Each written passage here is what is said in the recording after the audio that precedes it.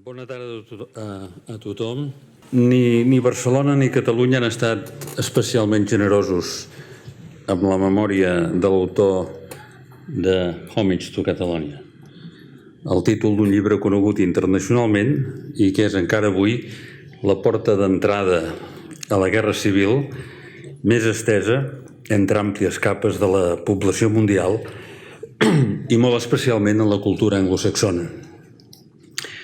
Durant dècades, mentre Espanya patia amb la dictadura franquista, aquella menció a Catalonia en el llibre d'Orwell era una llumeta al món sobre la nostra existència, un espot publicitari impagable contra la voluntat d'un estat que desitjava esborrar la nació catalana i la llengua dels catalans més enllà d'alguna menció al folclorisme regionalista. Parlo del títol perquè el contingut del llibre d'Orwell no era precisament un al·legat a favor de la llengua catalana i encara menys del nacionalisme. Són ben conegudes les precisions d'Orwell diferenciant patriotisme i nacionalisme. Ara, l'impacte del títol d'un llibre famós en l'imaginari col·lectiu és indiscutible. És veritat que just abans dels Jocs Olímpics el consistori de l'alcalde Pasqual Maragall va dedicar a Orwell una placeta a Barcelona. Molts la coneixeu, baixant per la Rambla a l'esquerra. Ara, poc després de la inauguració de la plaça, a algun geni de l'administració municipal se li va ocórrer fer una de les millors bromes literàries de la història en una via pública. Justament a la plaça Orwell, al costat de la inscripció amb el nom de George Orwell, els responsables de la via pública hi van col·locar la primera càmera de vigilància de l'espai públic per millorar, deien, la seguretat ciutadana. Era una prova pilot que ha tingut, com saben, un èxit colossal. I ara som vigilats des de tots els punts cardinals. Al cap d'uns dies, un ciutadà de Barcelona va posar sota la càmera i sota el nom d'Orwell un cartellet que deia 1984. Les relacions entre Orwell i Barcelona han estat, ja ho veuen, escasses i curioses. Afortunadament, de fa 6 anys i amb el suport explícit d'una institució tan central en la vida cultural d'aquesta ciutat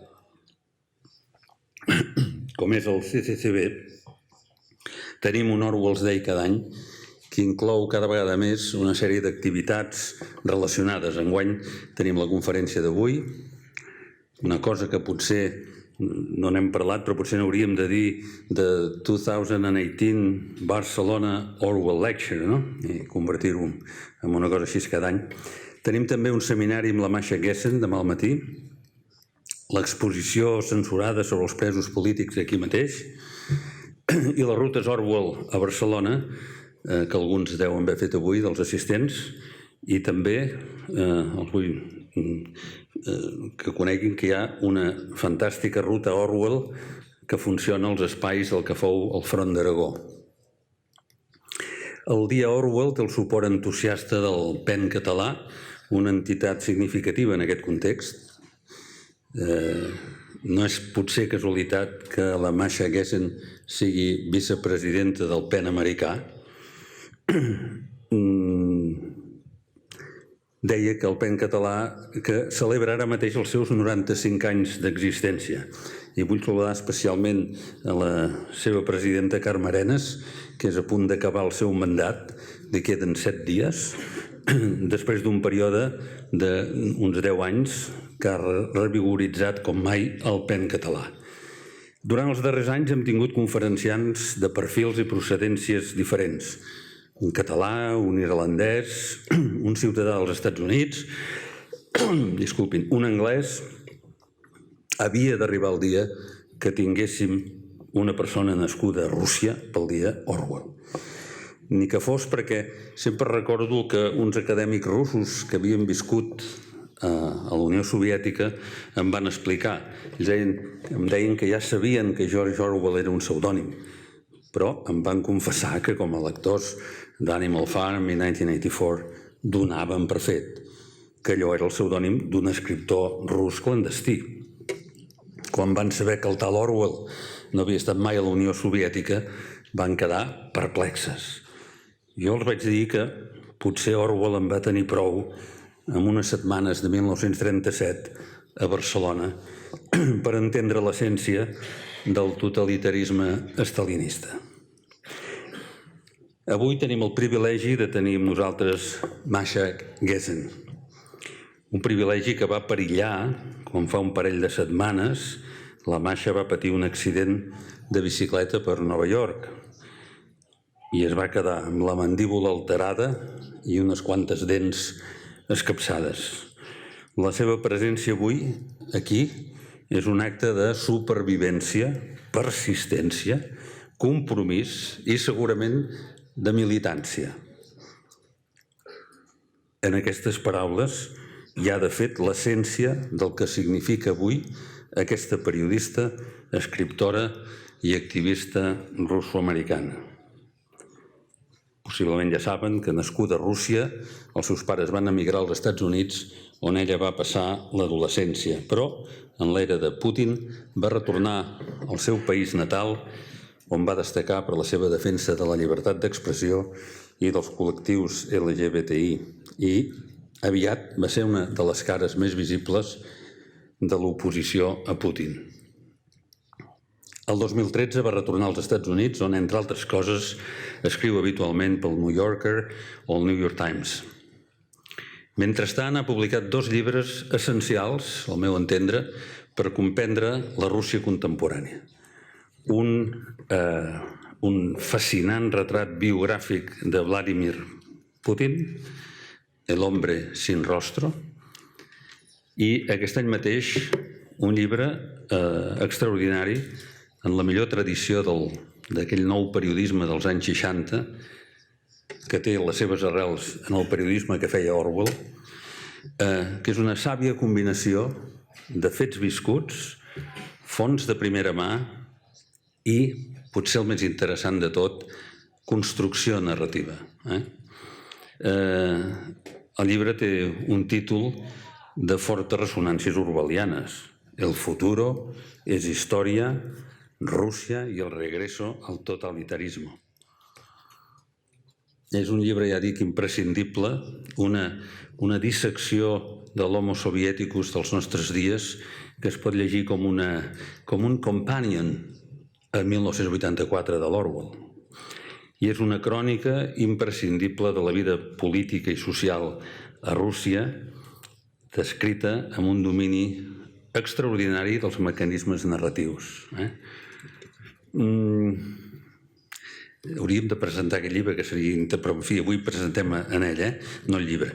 En temps de Stalin, molts veien la seva figura no pas com a un comunista, sinó merament com el líder del moment d'una llarga línia de tsars del poble rus. Els llibres de Gessen ens fan veure Putin no pas com un liberal postcomunista, sinó merament com el líder del moment d'una llarga llista de tsars del poble rus, és a dir, de dirigents totalitaris. Gessen remarca com això projecta una llum inquietant sobre una societat que sembla presonera d'una tradició inalterable del que aquí en diríem cabdillisme o caudillisme, és a dir, la permanent transferència de totes les delegacions i la delegació de tot el poder a una sola persona, en la confiança que aquest poder s'ocuparà de tots ells i no els caldrà haver de pensar pel seu compte. Doncs bé, l'obra assagística i periodística de Masha Gessen es construeix com una refutació persistent, lúcida, inspiradora i valenta, una no acceptació radical d'aquesta tradició de matriu totalitària que és assumida com una fatalitat històrica. I és per això que de la posició política de Gessen En l'esfera pública i en la seva personal i més íntima n'emergeixen dos conceptes clau. Un és making choices, és a dir, prendre decisions amb totes les conseqüències. Perquè si una cosa pretenen aconseguir els règims totalitaris és el de, i ho diré amb les seves paraules, és el de to make choices impossible. La nostra identitat no és sinó la seqüència de les nostres decisions, per més doloroses o arriscades que hagin estat. I la segona paraula clau és imagination, és a dir, la reivindicació del poder de la imaginació com l'instrument de mobilització irrenunciable en la reconstrucció permanent dels valors i els ideals democràtics.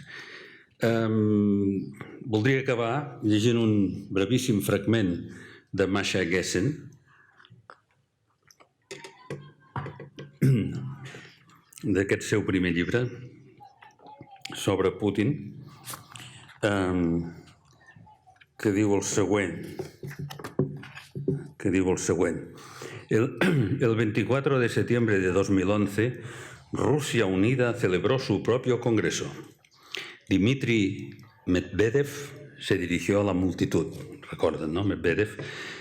Creo que debemos apoyar la candidatura de Vladimirovich Putin a la presidencia, afirmó. La sala se puso en pie para aplaudir. Cuando por fin se hizo el silencio, Medvedev contó con naturalidad que era algo que Putin y él ya habían acordado cuando Medvedev se convirtió en presidente. Y ahora, cuando era Putin quien volvía a ocupar ese cargo, Medvedev pasaría a ser su primer ministro. Pocas horas después, la blogosfera rusa se inundó de fotografías retocadas en las que Putin aparecía como una persona mayor y con un parecido llamativo con Leonid Brezhnev, el líder soviético que murió tras 18 años en el cargo, inmovilista y completamente incoherente.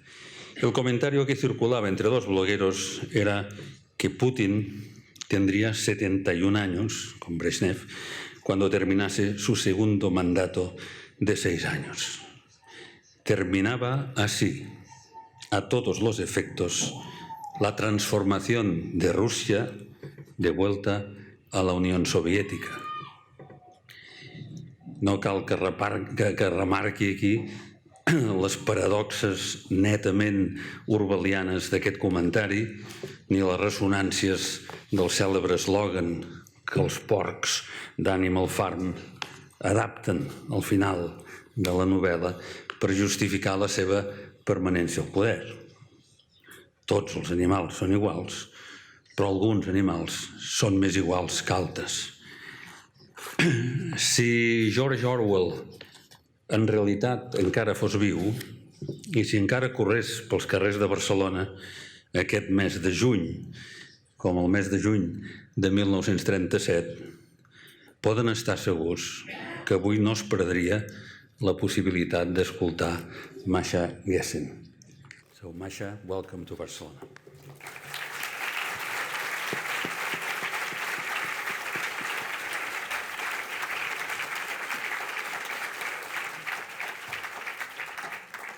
Thank you very much for that introduction. And it's a great honor for me to be here. I'm sorry my mouth doesn't open fully, so I'm going to be a little slow and a little soft-spoken, but thank God for the mics. And also want to thank John, the interpreter, who has been my companion for the last 2 days. I would be helpless without him, and thank you very much for interpreting this talk. Dear George Orwell, I begin this way because I think that some essays are letters into the future, and the prevention of literature is one such essay. And today, I would like to respond to it from 2018. Orwell argues that totalitarianism makes literature impossible. By literature, he means all kinds of writing in prose, from imaginative fiction to political journalism. He suggests that verse might slip through the cracks. He writes, too, that there is such a thing as quote, groups of people who have adopted a totalitarian outlook, single truth communities of sorts, not just totalitarian regimes or entire countries, and these are deadly to literature as well. Orwell was writing in 1946, 5 or 7 years before scholarly works by Hannah Arendt on the one hand and Carl Friedrich on the other provided the definitions of totalitarianism that are still in use today. Orwell's own 1984, which provides the visceral understanding of totalitarianism that we still conjure up today, was a couple of years away. Orwell was in the process of imagining totalitarianism. He had, of course, never lived in a totalitarian society. He imagined two major traits of totalitarian societies, lying and what he called then schizophrenia.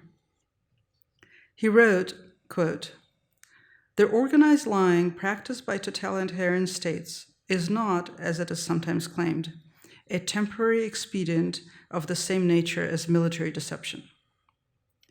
It is something integral to totalitarianism, something that would still continue even if concentration camps and secret police forces had ceased to be necessary.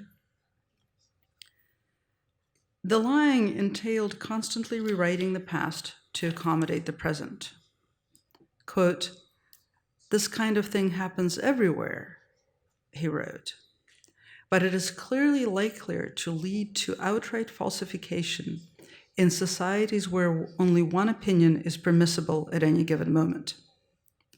Totalitarianism demands, in fact, the continuous alteration of the past, and in the long run probably demands a disbelief in the very existence of objective truth. Orwell goes on to imagine that, quote, a totalitarian society which succeeded in perpetuating itself would probably set up a schizophrenic system of thought in which the laws of common sense held good in everyday life and in certain exact sciences, but could be disregarded by the politician, the historian, and the sociologist. Dear George Orwell, you were right. The totalitarian regime rests on lies because they're lies. The subject of the totalitarian regime must accept them not as truth, must not, in fact, believe them, but accept them as both lies and the only available reality. She must believe nothing. So yes, just as you predicted, over time, the totalitarian regime destroys the very concept, the very possibility of truth. Arendt identified this as one of the effects of totalitarian propaganda. It makes everything conceivable because nothing is true. As for what he calls schizophrenia, this too has been borne out. As the longest-running totalitarian experiment in the world, the USSR, neared what then appeared to have been its demise, a great sociologist named Yuri Levada and his team undertook a massive study of the resulting society. They concluded that the Soviet person's very self-concept depended on a constant negotiation of mutually exclusive perceptions. The Soviet person identified strongly with the great Soviet state and its grand experiment, and yet felt himself to be insignificant. He worshipped at the altar of modernity and progress, and yet lived in conditions of enforced poverty, often deprived of modern conveniences that even the poor in the West had come to take for granted. He believed in egalitarianism and resented evident inequality, yet accepted the extreme hierarchical order and rigid class structure of Soviet society. To live in his world, simply to function day to day, balancing between mutually contradictory perceptions, the Soviet person had to engage in constant negotiations. In 1984, Orwell predicted this negotiation and named it doublethink.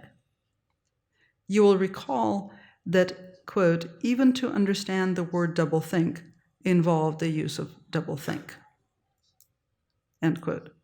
Doublethink destroyed the mind and crushed the soul, and yet it was essential for survival. It killed as it saved, and that too is doublethink. But perhaps Orwell's most valuable observation in this essay concerns instability. Quote, "What is new in totalitarianism," he wrote, "is that its doctrines are not only unchallengeable, but also unstable. They have to be accepted on the pain of damnation, but on the other hand, they're always liable to be altered on a moment's notice." End quote. Orwell had observed the disfavor and disappearance of prominent Bolsheviks and the resulting adjustments to the official narratives of the revolution, the endlessly changing and vanishing commissars. Arendt argued that the instability was in fact the point and purpose of the purges. The power of the regime depended not so much on eliminating particular men at particular moments, but on the ability to eliminate any man at any moment, and to have the masses adjust their perceptions of reality accordingly. Survival depended on one's sensitivity to the ever-changing stories and one's ability to mold oneself to them. But why exactly did Orwell think this was so destructive to literature? He defined literature as a sort of conversation. Quote, "An attempt to influence the viewpoint of one's contemporaries by recording experience." He added that there is no such thing as a genuinely non-political literature, and least of all in an age like our own, when fears, hatreds, and loyalties of a directly political kind are near the surface of everyone's consciousness. He continues, "Even a single taboo can have an all-around crippling effect upon the mind, because there's always the dangers that any thought which is freely followed up may lead to the forbidden thought. It follows that the atmosphere of totalitarianism is deadly to any kind of prose writer." End quote. Note that he's once again talking about the atmosphere of totalitarianism, the lived experience rather than the mechanics of it. It would follow that, as with the perpetual lie, this literature deadening effect can outlast state terror. Of course, taboos exist everywhere, but Orwell notes that literature has sometimes flourished under despotic regimes. It is having to cater to the instability imposed by totalitarianism, having to constantly adjust one's worldview that is murderous to the writer, or at least to the writing. Orwell's assessment is based on his own intuition, but also on the observation that little literature of note came out of Nazi Germany or Soviet Russia. One might reasonably suspect, though, that censorship is to blame, that better writing existed but had to be hidden. Certainly, Orwell could not be aware of Anna Akhmatova's Requiem, a short cycle of poems about her son's confinement to the Gulag, or of Vasily Grossman's World War II novel Life and Fate, whose existence wasn't exposed until the 1970s. There was, indeed, a literature in hiding then, including poems whose manuscripts were destroyed almost as soon as they were written, committed to memory until a time when they could be made public. Some of this work is great, and this greatness might seem at first glance to undermine Orwell's point. But great works of literature are always a miracle, and they're usually dissonant with their environment, which might in fact be what allows them to transcend time and in translation space. But I would venture that Orwell is not talking about the unpredictable business of producing masterpieces. What is lost under totalitarianism is good and even good enough literature. These are books that may be popular and even win awards before quickly they're forgotten. These are the books that pad the bestseller lists. The books that will seem quaint, outdated, or at best like curious documents of a bygone era in just a few decades. These are also the very books that facilitate conversation, that create mental public space, that enable what Orwell describes as influencing the viewpoint of one's contemporaries. Without these books, politics, the discussion of how we inhabit a city or a country or a planet together, is impossible. Orwell suggests one more way in which totalitarianism kills writing. Serious prose, he writes, has to be composed in solitude. Totalitarianism, as Arendt famously wrote, eliminates the space between humans, turning them into one man of gigantic proportions. Separately, she spoke about the peculiar illusion of warmth and closeness that totalitarianism engenders. Totalitarian societies mobilize everyone. Supporters of the regime may be gathered in the big square, chanting their support for the leader, but opponents band together in tiny clumps that are always under siege, always in struggle to hold on to a patch of knowable truth. This is an honest and honorable effort, but it is as far from an imaginative exercise as anything can be. No one can imagine the future, or for that matter, the present or the past, when their teeth clenched and their minds in singular focus. This leads me to the best-known line from this Orwell essay. Imagination, like certain wild animals, will not breed in captivity. I want to zoom out a little to provide context for that famous phrase. Quote, literature is doomed if liberty of thought perishes. Not only is it doomed in any country which retains a totalitarian structure, but any writer who adopts the totalitarian outlook, who finds excuses for persecution and the falsification of reality, thereby destroys himself as a writer. Unless spontaneity enters at some point or another, literary creation is impossible, and language itself becomes something totally different from what it is now. We may learn to separate literary creation from intellectual honesty. At present, we know only that the imagination, like certain wild animals, will not breed in captivity. It's remarkable that Orwell ends the essay on a note of some uncertainty. His lament for the possible, probable loss of the imagination is itself an exercise in the imagination. That is what makes this essay both a work of literature and a political work. We live in a time when intentional, systematic, destabilizing lying, totalitarian lying for the sake of lying, lying as a way to assert or capture political power, has become the dominant factor in public life in Russia, the United States, Great Britain, and many other countries in the world. When we engage with lies, and engaging with these lies is unavoidable and even necessary, we forfeit the imagination. But the imagination is where democracy lives. We imagine the present and the past, and then we imagine the future. When the values and institutions and most of what we hold dear about politics, as it is currently constituted, is under attack, which it most certainly is, we find ourselves fighting the good fight to preserve things just as they are.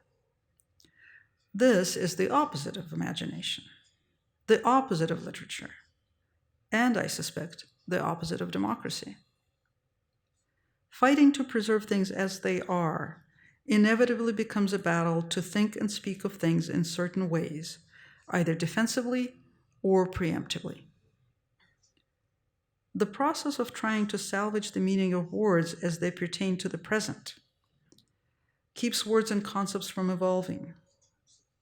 Salvaged words quickly dry up and crack. Then they fail. We face the future empty-handed, language-wise. We're dumb in the face of the future.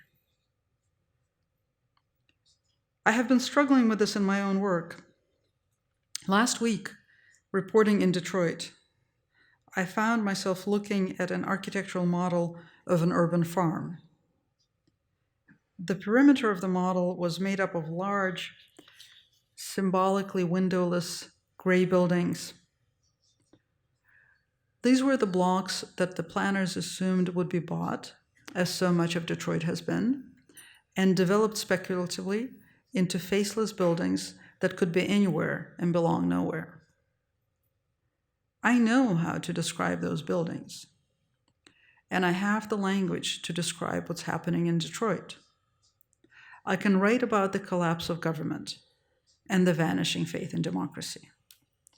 I can write about the disenfranchisement of the African American residents, who make up 86% of the city.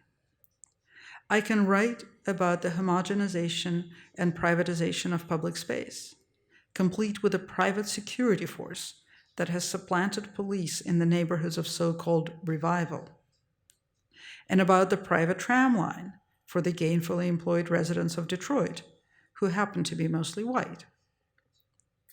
I can even write about what's not there. The process of removing so-called blight. Houses that used to belong to families, schools, shops, music venues, the landscape of the life that used to be. I can write about the business of buying up and securing ruins, turning even unoccupied space into private space, preemptively. And I can write about a middle-aged African-American man who was wandering the streets of an apparently unfamiliar neighborhood, most of which was no longer there, looking for the building he was supposed to be guarding. It was his second day on the job at a private security firm. But all of that, all of the things that I have the language to describe, apply to the gray monoliths around the perimeter of that architectural model. How do I describe what was in the center?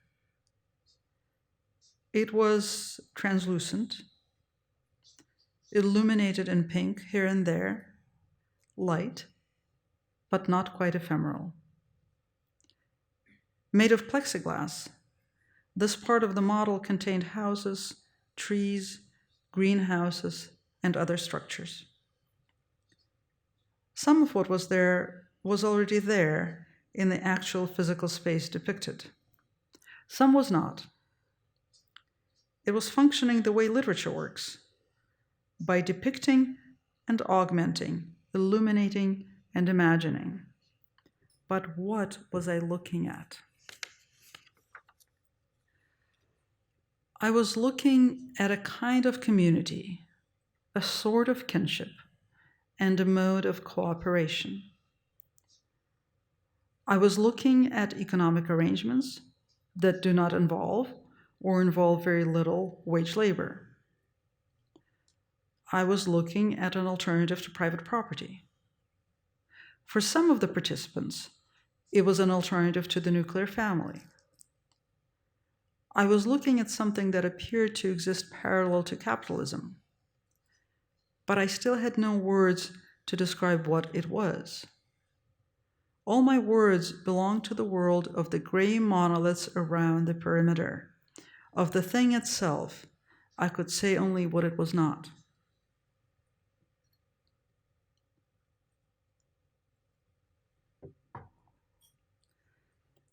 And yet, I think this is the job of writers right now, to describe what we do not yet see, or what we see but cannot yet describe, which is a condition almost indistinguishable from not seeing. Find a way to describe a world in which people are valued not for what they produce, but for who they are, in which dignity is not a precarious state. Find a way to describe economic and social equality as a central value, a world in which inequality is therefore shrinking. Find a way to describe prosperity that is not linked to the accumulation of capital. Find a way to describe happiness as a public good, and the current pervasive crisis of mental health in a way that doesn't involve the frames of norms and pathology or the language of fixing people, Find a way to describe a world without borders as we have known them, a world in which nation states are not prized or assumed. Find a way to describe learning that does not involve the warehousing and disciplining of children. Find a way to describe justice whose objective is not retribution, but restoration.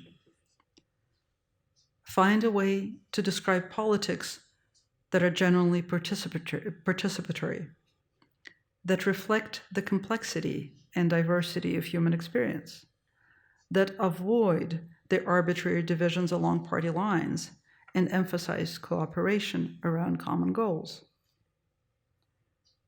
Find an ever more complicated and evolving way to write about gender.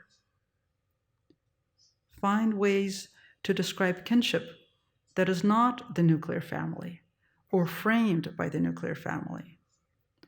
Find ways to tell the stories of friendship and community. Find ways to describe a humanity that protects its planet, itself, and other creatures that inhabit the earth together with us. Find words for reasonable and responsible cooperation. Find a way to describe public space that is genuinely public and accessible, and include in this the virtual space of social networks and other media. Above all, find a way to describe a world in which the way things are is not the way they have always been and will always be, in which imagination is not only operant, but prized and nurtured.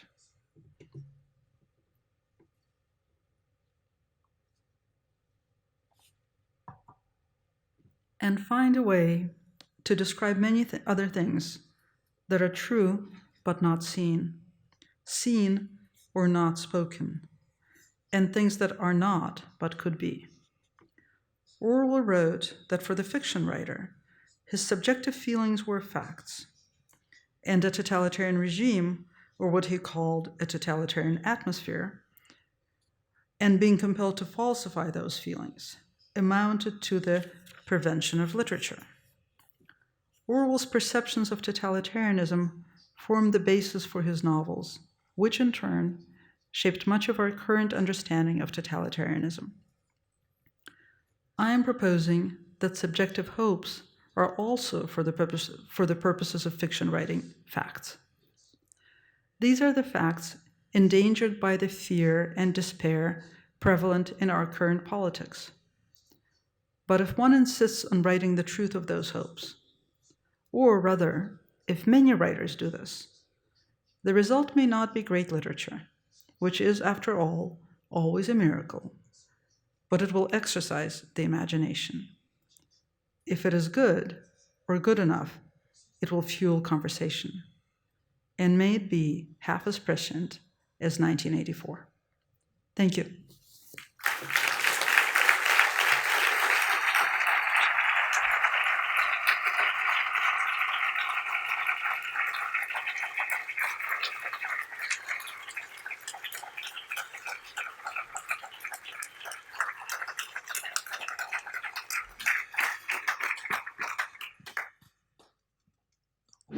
Sí. Bueno, moltes gràcies. Moltes gràcies per aquesta conversa amb George Orwell.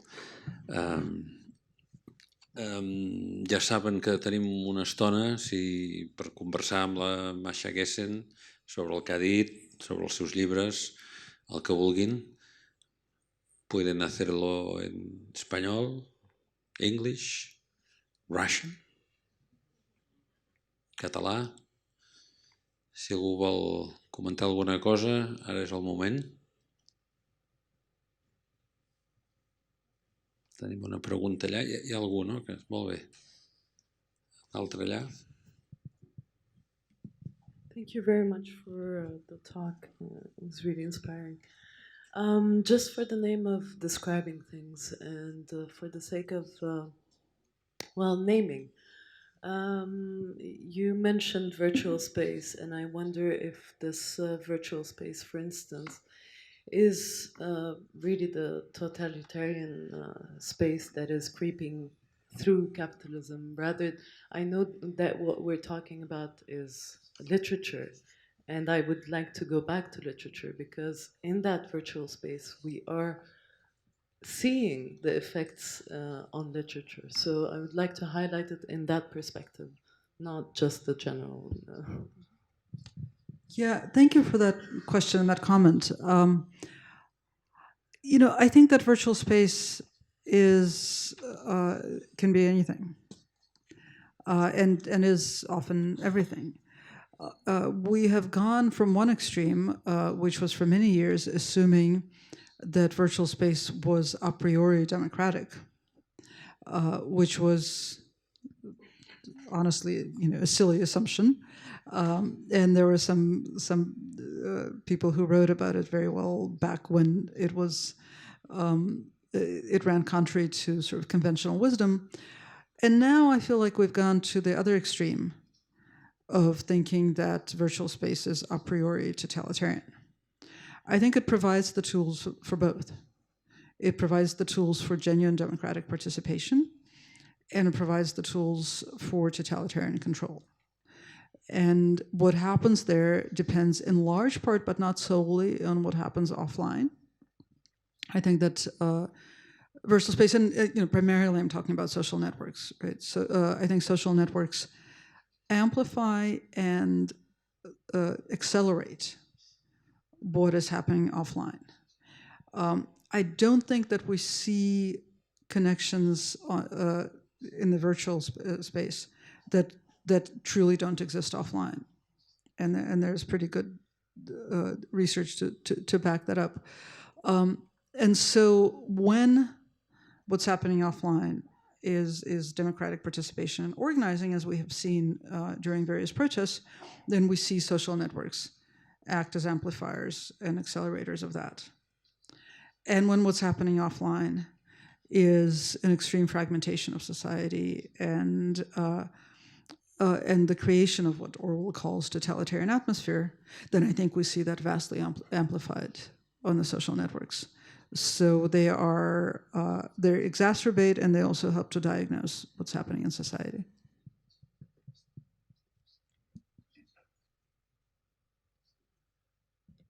Sí, moltes gràcies. Relacionat amb això, jo volia saber si pensa que diguéssim, les mentides de les que parla dels governs tant d'Estats Units com a Rússia com a Gran Bretanya està relacionat amb aquests espais virtuals, o és una nova forma amb altres vies, diguéssim, de mentir?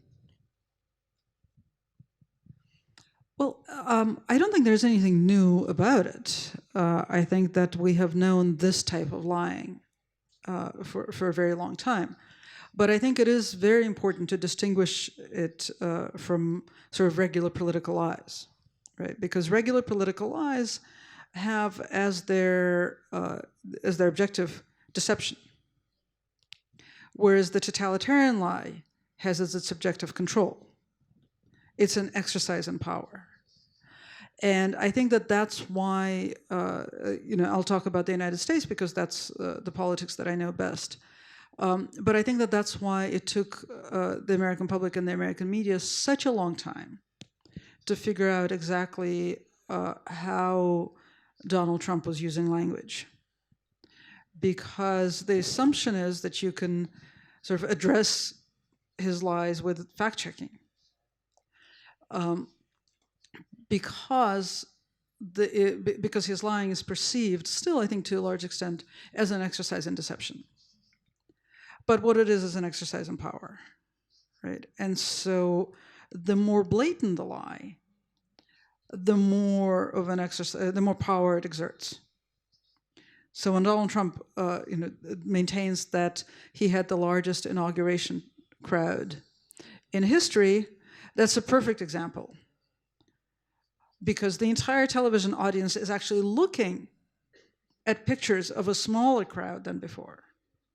And there's Donald Trump saying, I am asserting my my right as the most powerful man in the world, my right as a bully, to say whatever the hell I please whenever the hell I want to, and to have you engage with it in some way, right? The United States is not a totalitarian society, so we don't see the entire American population buying that lie. But that mechanism, that exercise, is a totalitarian lie. Now, I think that, as with other things, it's amplified by the social networks. The fact that Donald Trump can speak to the American public directly through Twitter has changed the equation. I don't know that it has changed the situation to a greater extent than other communication advances throughout the 20th century changed that political situation, right? And we saw through that century, we went from several days delay in the communication of presidential or presidential candidates' messages through the newspapers to immediate the possibility of reaching immediately through radio, but still through mediated kind of reach. Then we saw television, and sort of it reformatted the message and the presence of politics by creating the visual. And now we see this unmediated communication. It's different, but I'm really not convinced that it's different enough to say that it's a completely new phenomenon. I may be completely wrong about this. Sort of a lot of wisdom is that it is different enough, but I'm not convinced.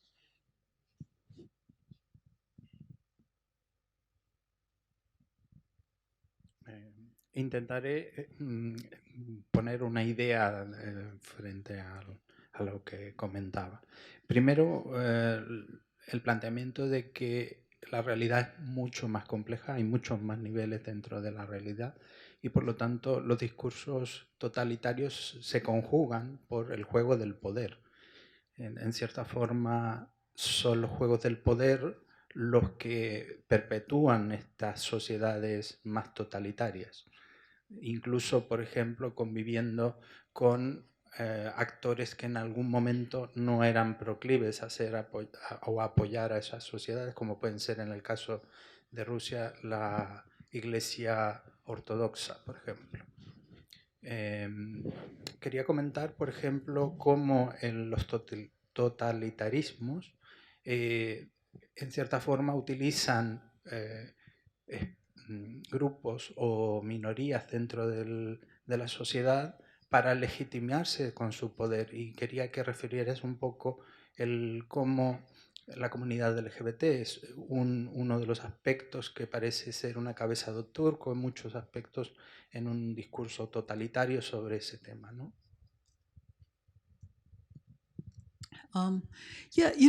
Actually, I think I would take issue with a couple of things you said. I mean, it's a very interesting question, but I disagree with the framing slightly. So, first of all, the Orthodox Church in Russia has always been an instrument of the state.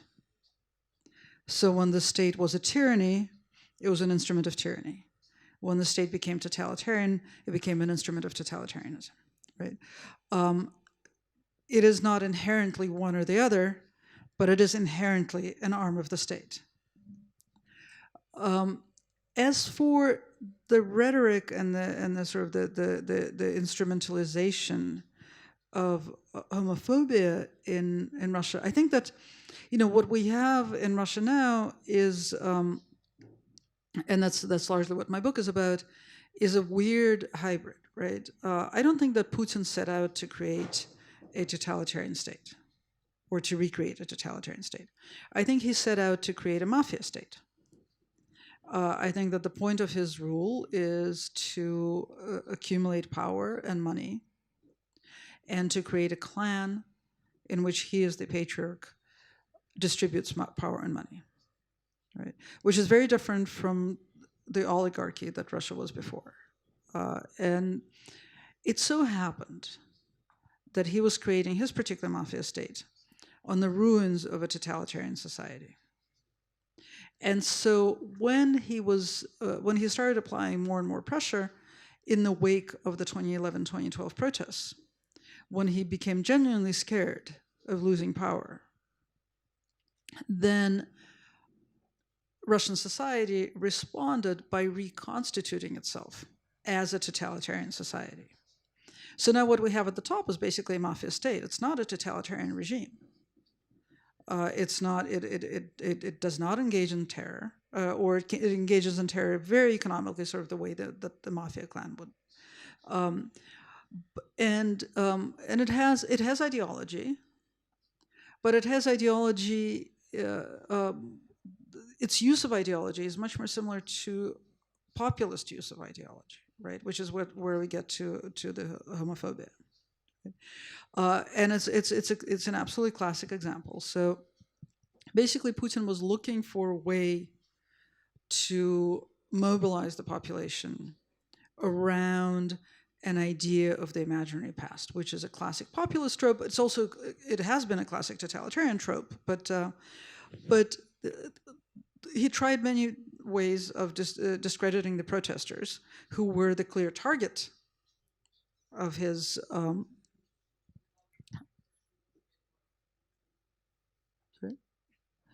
the clear target of his of his attacks, but also the clear object of his fear. Right?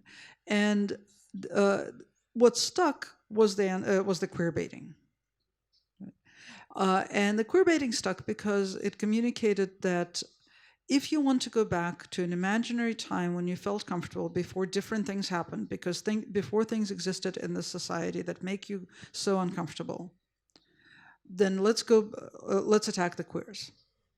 And the queers are perfect for that, because of course there were no gay and lesbian people in Russia before the Soviet Union collapsed.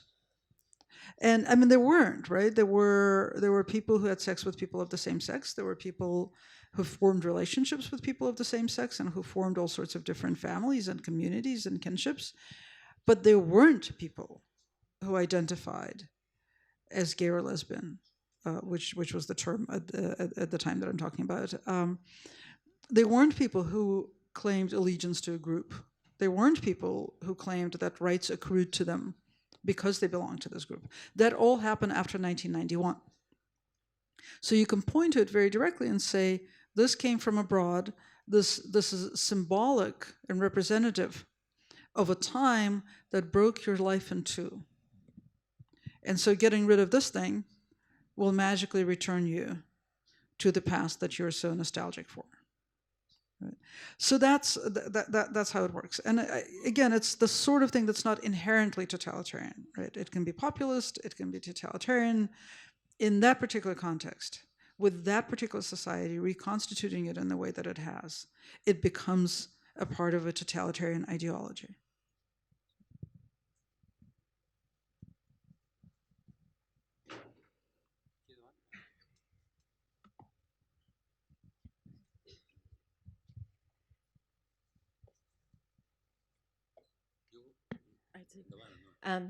Thank you very much for your talk. It was wonderful. I could hear maybe echoes of Emerson there, the transparent eyeball and the idea of seeing forward and very optimistic.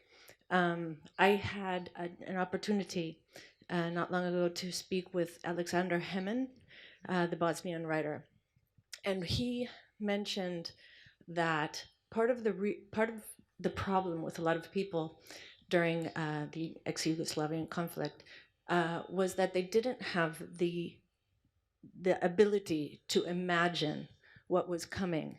That the people, they would sit outside in the terraces and hear the gunshots in the hills, but they didn't imagine what was coming. At the same time, the people that had the tanks and were preparing could imagine that. So I guess what I'm asking, because I've read a lot about the things that you wrote just after Trump, about the fact that we can't allow this behavior to become normalized. I wonder, also using the idea of imagination, if while we can use language to to create or to describe the object that we don't see yet, but that we would like to, should we also be a little bit vigilant also in keeping, not allowing things to normalize? And if you think that we are. I'm a little bit ambivalent about the whole sort of discourse around normalization. I'm a little bit more concerned with something else, which is it's just a shade different. What I wrote about right after Trump was elected was a caution against being taken in by signs of normality.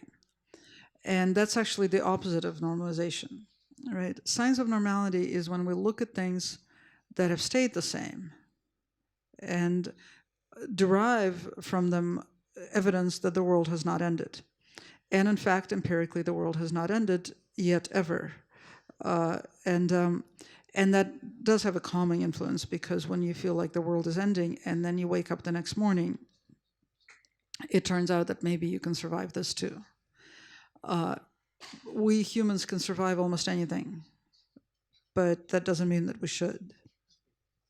And it also doesn't mean that we should minimize what's happening just because we still go grocery shopping and cook for our families. So coming back to the idea of imagination, which as Miguel mentioned, and as you've obviously noticed, is extremely important to me. I mean, yes, I think imagination works in exactly the way that Sasha Hemman described, and I wrote about that after Trump's election as well, that I think that part of the reason that Trump was elected was because we couldn't imagine that he would be elected, or at least some of us couldn't imagine that he could be elected. I could totally imagine that he could be elected. But I sometimes think of myself as having developed a catastrophic imagination as a kind of, it's kind of a capacity. And now I would like to work on developing a hopeful imagination, which is actually a much more enjoyable process. But I also think it's politically essential. Hola, bona tarda. La meva pregunta anava una mica en aquesta línia, la imaginació i la democràcia. I el primer que he pensat quan he vist aquest títol era que la democràcia és un invent de les elits, evidentment, per mantenir el poder, i que han sigut les més imaginatives per aconseguir-ho. I ho han fet històricament a través de tres pilars bàsics, que són la violència, el monopoli de la violència, del sistema educatiu i dels mitjans de comunicació. En l'època de les xarxes socials semblava que hi havia com una mena de buit en què els mitjans de comunicació no tenien aquest pilar tan monopolístic.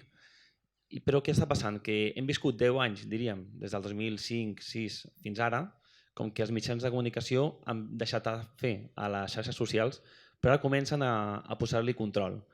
Llavors, la pregunta seria, és doble, diríem. Una, si creus que en el futur la imaginació de les elits per seguir controlant aquesta democràcia passarà per restringir de forma descarada les xarxes socials i com ens afectarà. I l'altra és si no hi ha cap país al món amb totes les imaginacions, totes les cultures diferents que hi ha, que tingui una democràcia que sigui una mica diferent, perquè sempre parlem de la democràcia occidental i m'agradaria saber si hi ha alguna imaginació a alguna part del món que desconeguem i que ens podria aportar una altra manera de fer política. Well, I should confess, I mean, it's an odd question for me to answer, being that I'm a staff writer at The New Yorker, which I think positions me directly in the group that you're referring to as the media elites. You kind of don't get more media elite-like than that. So at the same time, I think we're using the word democracy differently. What I meant by the title, and as often happens with lectures, the title is born months before the actual talk is written. But it's something that I think about a lot. I am operating the assumption that democracy is something that lives in the imagination. It's an unattainable ideal that we're either going toward or we're going away from it. And because it's an unattainable ideal, and because it lives in the imagination, it is also currently always being redefined, right? So I'm not, when I use the word democracy, I'm not referring to the system of elections or media or state violence. I'm referring to an ideal of power, political power exercised by people. Right? Does that answer your question? It's sort of not quite, but that might be the best I can do.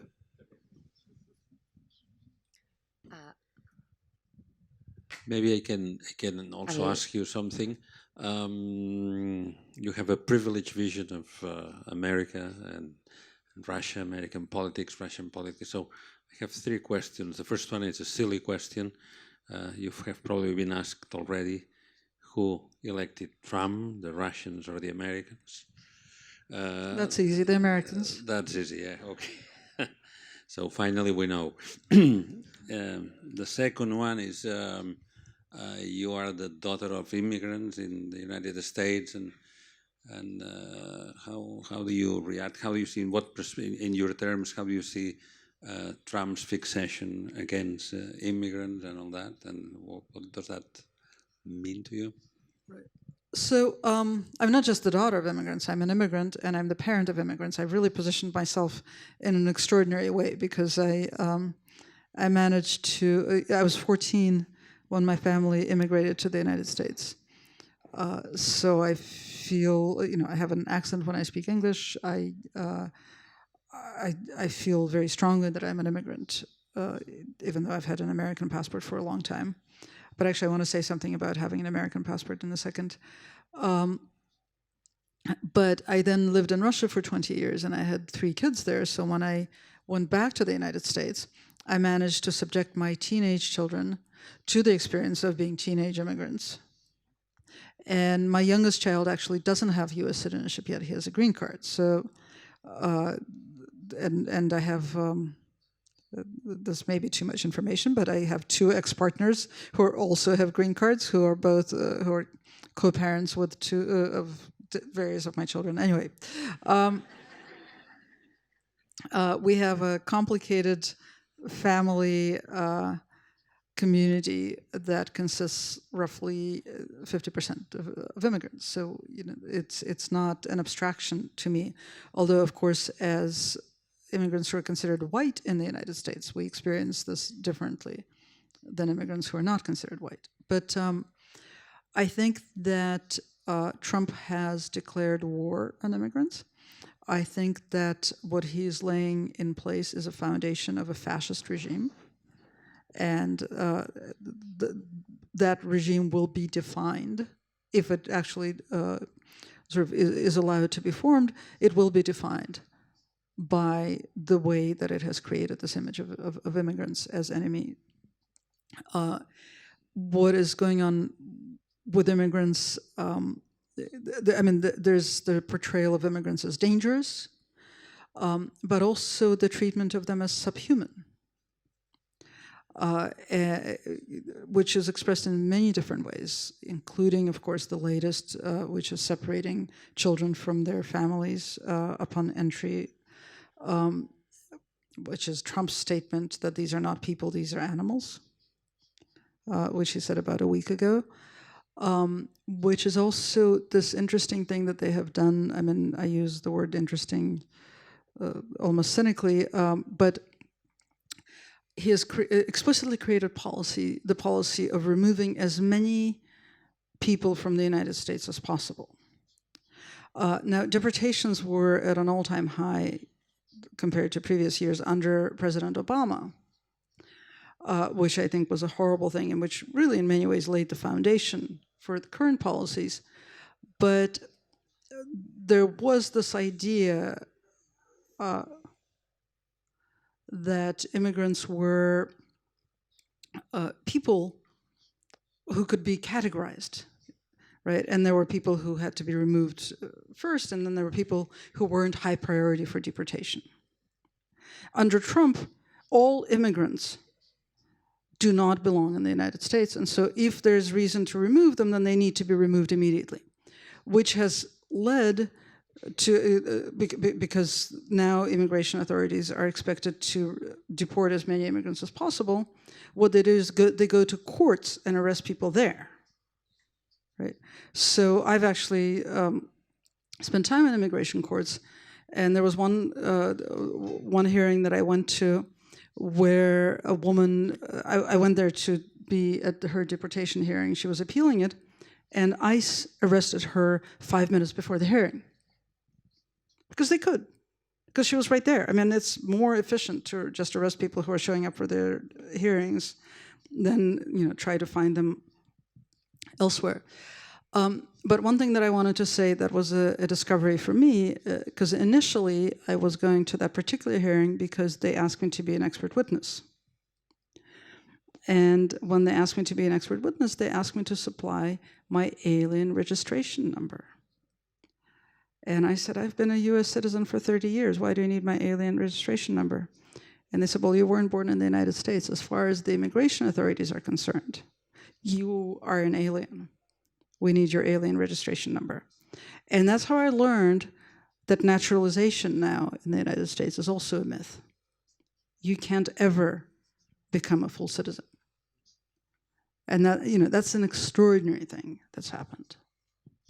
And it's quite related to immigrants make choices. There's a connection here with, we could put it like Trump's fear or obsession of people making choices. Oh, absolutely, and becoming free citizens. Yes, I mean, I've written about this, and I think that he has quite an obsession with people who make choices, and the two groups that he has targeted are immigrants and trans people.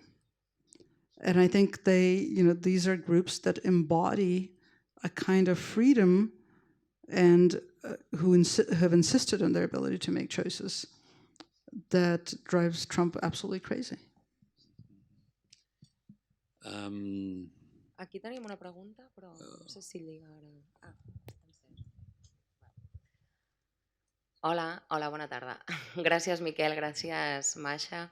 Ens estàvem preguntant quines són les formes de repressió o potser de control que exerceix avui en dia aquest estat mafiós que explicaves ara de Putin contra els que intenteu explicar o imaginar aquestes formes de viure altres societats possibles, no? on la dignitat no és precisament un estat precari. Hi ha aquestes formes de repressió i com són? Yeah. So what makes a society totalitarian is that enforcement is extremely efficient because people mostly enforce horizontally. Right? And there are a couple of ways in which that's done. One of the most important mechanisms invented in Soviet totalitarian society was what the sociologist Yuri Levada called collective hostage-taking. Collective hostage-taking is when a group is held responsible for the actions of a member of that group. And of course, no group in a totalitarian society is a voluntary association, right? So the group is formed by the state in some way or another, but unless it's a family. And even then, the state, puts its stamp of approval on it. But any member of a group who commits a transgression in the eyes of the totalitarian state causes trouble for the rest of the group. So how does that operate in real life? For example, when my Putin book was published, there was an editor who, and this was at the end of 2011, when there was this moment of protests, and it seemed like maybe a book like that could be published in Russian. And so this editor talked to her boss, her publisher, who said, well, think about it. 300 people work for the publishing house, and we're in violation of all sorts of tax laws, because, of course, tax laws are written in such a way as to make everybody always in violation. And that's also an instrument of totalitarian control. Laws in a totalitarian state are always written in such a way that everyone is an outlaw. Right? So, and that also means that laws can only be selectively enforced. So the publisher says, we have 300 people, we're in violation. If you publish that book, all of them are going to lose their jobs. And that's collective hostage-taking. And collective hostage-taking is so much a part of the fabric of society that no one has to be there to remind this publisher that this is happening. Right? This instrument kicks in on its own, because everybody is so used to it. And so even if she had published the book, then no bookstore would agree to distribute it, because they have people working there, and they don't want to let them down. Then another thing that's related, and that's also very important to totalitarian societies, is horizontal enforcement. Right? So everyone becomes an enforcer, largely because everyone is used to this institute of collective hostage-taking. So, for example, in 2012, a law called the Law for the Protection of Children from Harmful Information, which we just generally call the Law for the Protection of Children from Information, was went into effect. And according to this law, you can't tell children, children's books or any media, including magazines, television programs, cartoons, whatever, that children are likely to consume, cannot contain any violence, cannot contain any information on death, human reproduction, human organs. I mean, they're extremely detailed. Try to publish a fairy tale with those restrictions, right? It's amazing. But again, it's a law that's totally unenforceable, because it makes every publisher and every book an outlaw. But what happens? Parents start raiding libraries and bookstores around the country. Not the police, right? But ordinary citizens who form these groups of parents, concerned parents. Maybe because they have political ambitions, maybe for some other reason, but mostly because this instinct, this totalitarian habit, this particular accommodation has kicked back in and reconstituted itself. And so horizontal enforcement is happening without any effort on the part of the state. And what that means is that, what we have learned is that after, a century after totalitarianism was first established in Russia, it's extremely economical. It's like the self-perpetuating system that no longer requires state terror, no longer requires a huge security apparatus. It requires almost, the slightest signals, and the whole thing sort of comes back into being. Hola. Parlant de democràcia, penso que l'important és els vots, no les persones. No el candidat, sinó les persones que el voten. De manera que el candidat és un reflexe de la societat. Ara s'està ficant sempre amb el Putin, no parem de parlar del Putin, però el Putin ha estat elegit. El Putin ha sortit perquè hi ha hagut gent que l'han elegit, i el que ell està fent és posar en pràctica el seu programa. Per tant, hi va haver gent que va votar aquest programa. I el mateix que aquí, que va sortint el PP i té molta corrupció, i en canvi va sortint el PP. Penso que això ens ho hem de reflexionar. Vull dir, no podem donar la culpa al Putin. El Putin és un reflexe només.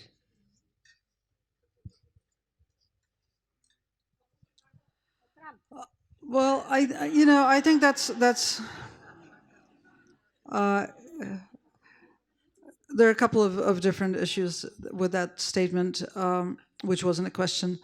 But one is that you certainly can't say that about Russia. I mean, Russian elections are not elections. They're thoroughly falsified. No, now I'm speaking. Russian elections are thoroughly falsified. The state controls all media. No candidate gets on the ballot without Putin's personal approval. No candidate can campaign. Nobody has access to media except Putin. So the fact that some people went and voted, and we don't know how many people went and voted, because that is also, that doesn't entirely check out. And from what we have been able to learn, a lot fewer people went to the polls than the state claimed. But even if they had all gone to the polls, and even if the numbers were exactly as the state has reported, this can by no means be called an election.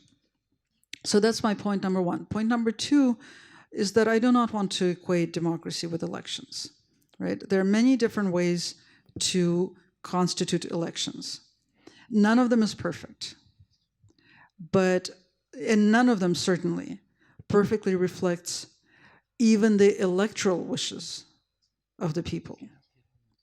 And I think that, that doesn't mean that I'm opposed to elections. I am certainly not opposed to elections. But I think that we have to problematize the electoral mechanisms, and we have to see how well they reflect what people want, and how much of a democratic mechanism they are.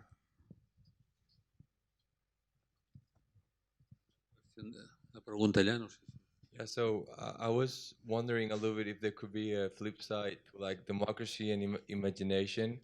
If there could be such a thing as a too democratic country where imagination is so uncontrolled that it could lead to lies and kind of the opposite effect that you're talking about. And if there's any sort of way you can limit this democracy so that it doesn't do harm to itself. That's a great question. I'm not using the word imagination. Probably I should have been clearer about this. I'm not using the word imagination to suggest something fanciful and non-fact based. I'm using the word imagination to talk about the stories we tell, right? And also to try to point out, and the whole thing that I was talking about Detroit was, for me, that was a very important moment, illustrative of something that I have been trying to think through for a long time, which is that we need imagination to describe things that are there, right? I don't have the imagination to describe what I saw. I don't have the words for it. Right? It's not. I'm not using the word imagination to suggest that we just conjure things up out of thin air. That's, Trump is in that business. I'm actually talking about a rigorous, fact-based imagination.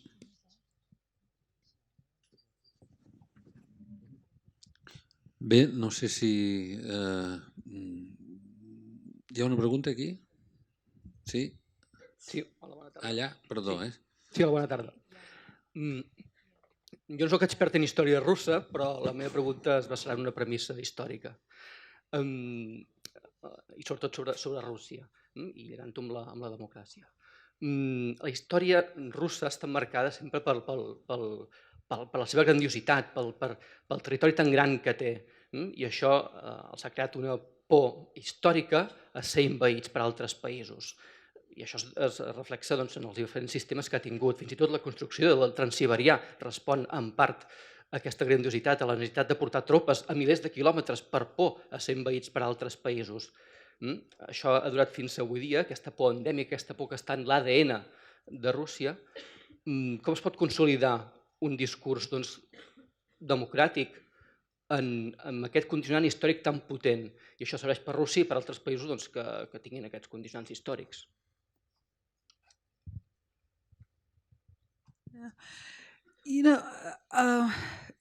I wonder about the logic of that statement. I mean, I think historically you're right that Russia has always had the idea, the sphere of invasion, and this sort of siege mentality as part of its politics.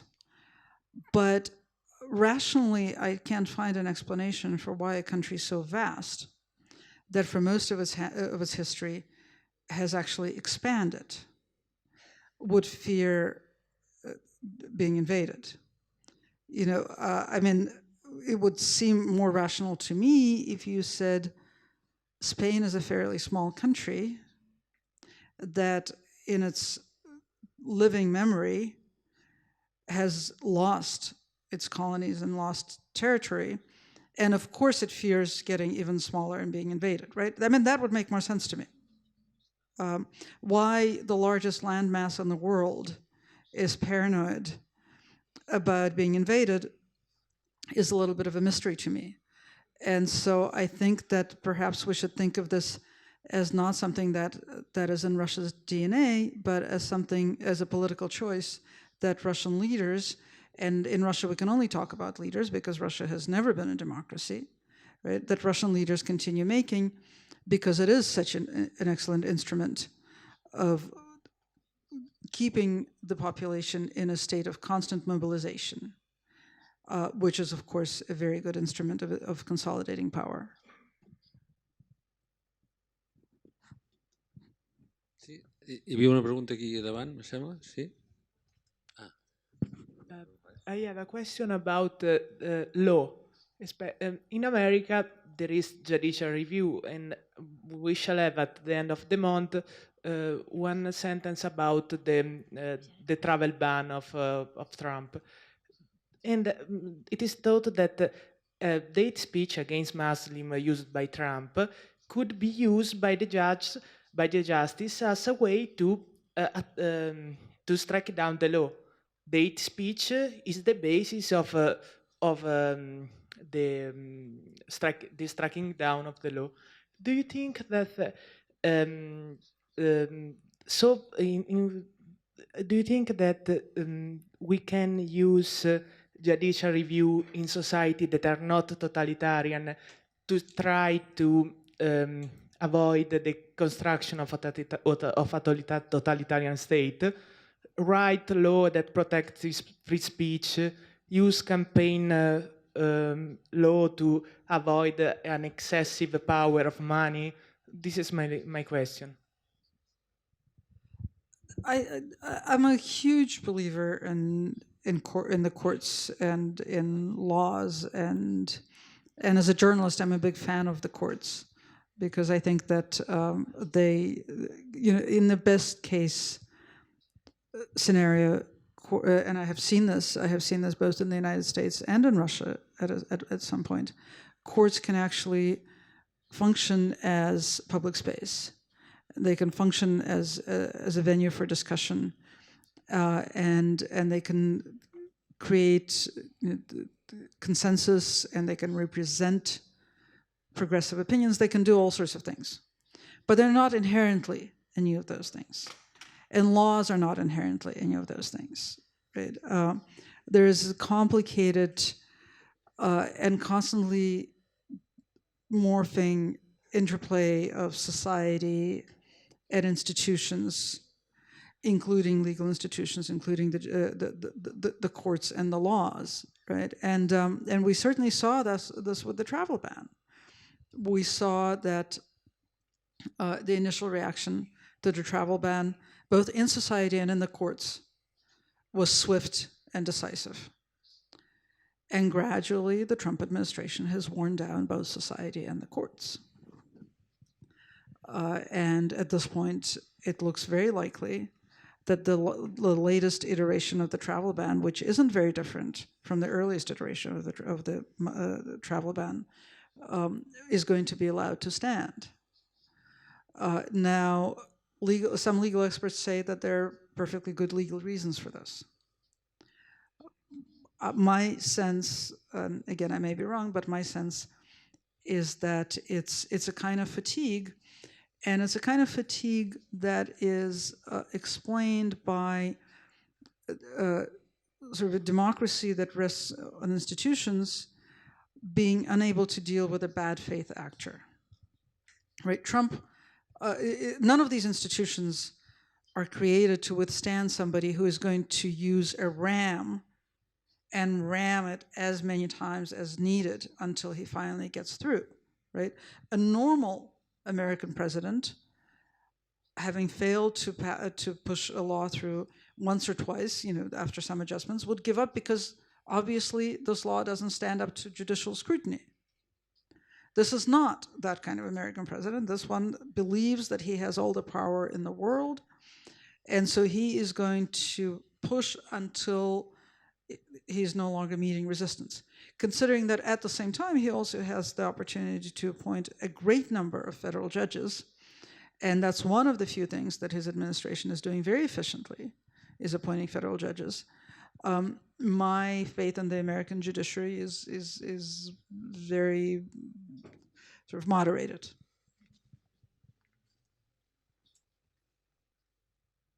Hay una cierta excusa que s'utilitza per explicar alguns països dictatorials o absolutistes que diu que quan hi ha inestabilitat o pobresa o no estan prou madurs, s'explica d'alguna manera o té una excusa de ser la dictadura, i quan hi ha allò que tant es diu, la classe mitjana, llavors la gent té estabilitat, té menjar i vol llibertat. Això es diu per Xina. Jo no m'ho crec que és una fal·làcia, però vostè creu que pot arribar un moment en què, per exemple, a Rússia arribi una classe mitjana que digui nosaltres també volem tenir l'estàndard que tenen a Alemanya o França o Espanya o Estats Units? La possibilitat de canviar cada 4 anys. Well, not only does a middle class widely considered to be sort of the bulwark of democracy, but of course enforced poverty is the bulwark of totalitarianism. And Putin is instinctively aware of this.